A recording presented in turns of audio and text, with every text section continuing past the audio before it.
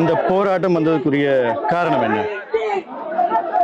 உண்மையில் இந்த தைத்தி பகுதியில் தமிழ் மக்களுக்கு சொந்தமான பரம்பரையாக வாழ்ந்த தமிழ் மக்களுடைய பூர்வீக காணிகளை விடுவிக்க வேண்டும்.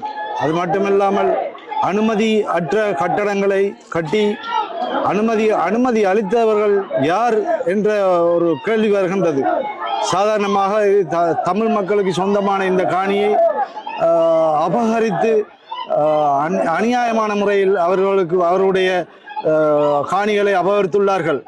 எனவே இந்த காணிகளை தயவு செய்து இன்றைய அரசாங்கம் இதற்கு தகுந்த நடவடிக்கை எடுத்து இவர்களுக்கு இந்த நல்ல தீர்வை பெற்று இவருடைய காணிகளை வழங்க வேண்டும் என்று நான் தாழ்மையுடன் கேட்டுக்கொள்வதோடு, நான் இன்று பத்திரிகையில் பார்த்தேன், அமைச்சர் நலிந்த திசாநாயக்க அவர்கள் கூறியிருக்கின்றார்கள், அதாவது பலஸ்தீன மக்கள் பலஸ்தீனத்துக்கு சொந்தமான காணிகளை இஸ்ரேல் அபகரித்ததை நாங்கள் வன்மையாக கண்டித்து அதற்காக குரல் கொடுப்போம் என்ற வாசகத்தை நான் இன்று பத்திரிகையில் பார்த்தேன்.